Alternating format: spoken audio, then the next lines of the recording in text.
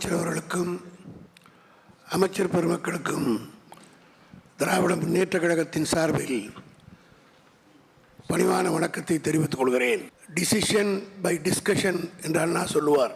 அதே முகத்தான் தலைவர் கலைஞர் தமிழ்நாட்டின் முதலமைச்சராக இருந்தபோது இது போன்ற முக்கிய பிரச்சனைகளை அனைத்து கட்சிகளையும் கூட்டி அவருடைய கருத்துக்களை கேட்டு ஒரு நல்ல முடிவெடுத்து மாநிலங்களுடைய உரிமைக்காக குரல் கொடுத்தவர் தலைவர் கலைஞர் அவர்கள். அதே வகையில் இன்று தாங்கள் முதலமைச்சராக இருக்கிற இந்த காலகட்டத்தில் அண்ணா குறிப்பிட்டதைப் போல விவாதித்து ஒரு முடிவெடுக்க வேண்டும் என்ற எண்ணத்தோடு அங்கீகரிக்கப்பட்ட அனைத்து கட்சிகளையும் கூட்டி ஒரு சிறப்பான முடிவை எடுக்கின்ற இந்த நல்ல முயற்சியை திராவிட முன்னேற்ற கழகத்தின் சார்பில் நான் மனதார பாராட்டி தமிழக அரசு எடுக்கின்ற முடிவுக்கு திராவிட முன்னேற்ற கழகம் முழு ஆதரவையும் வழங்கும் என்பதை தெரிவித்துக் கொள்கிறேன். அனைத்து கட்சி தலைவர்கள் மற்றும் மாண்புமிகு அமைச்சர் பெருமக்களுக்கு அரசினுடைய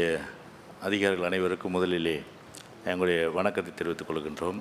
மக்களவைத் தொகுதி வரையறை 1971 மக்கள் தொகை கணக்கெடுப்பின் அடிப்படையில் அனுமதிக்கப்பட்டது.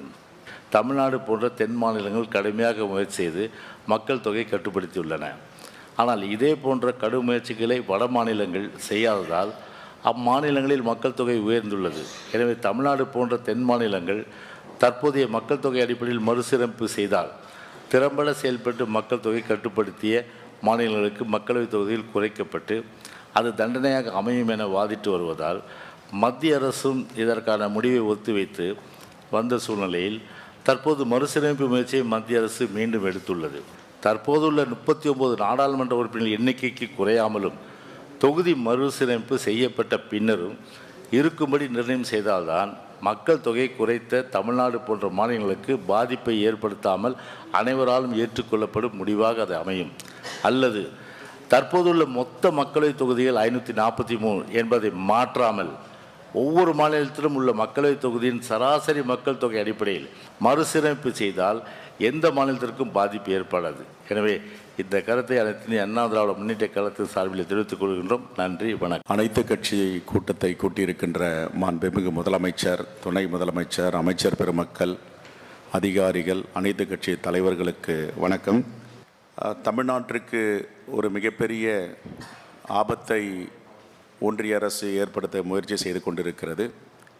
இதை முறியடிப்பதற்காக மாண்புமிகு முதலமைச்சர் இந்த கூட்டத்தை கூட்டி முதல் குரலாக தென்னிந்தியாவில் தமிழ்நாட்டுக்காக மட்டுமல்லாமல் தென்னிந்தியாவுக்கும் குரல் கொடுத்த முதலமைச்சருக்கு மனமார்ந்த வாழ்த்துக்களையும் பாராட்டுகளையும் தெரிவித்துக் கொள்கிறோம்.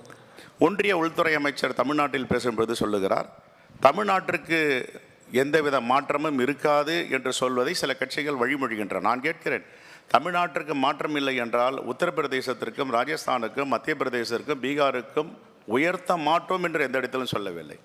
ஆகவே அவர்கள் என்ன திட்டமிடுகிறார்கள் என்பதை அனைவரும் அறிவோம். ஆகவே நாம் தமிழ்நாடு முதலமைச்சரோடு சேர்ந்து அவர் எடுக்கும் முடிவுகளுக்கு தமிழ்நாட்டு உரிமை காக்க அனைவரும் ஒத்துழைப்போம். மாண்புமிகு முதலமைச்சர் முன்மொழிந்ததை நாங்கள் வழிமொழிகிறோம். உடனுக்குடன் செய்திகளை தெரிந்து கொள்ள சன் நியூஸ் பெல் ஐகானை கிளிக் பண்ணுங்க.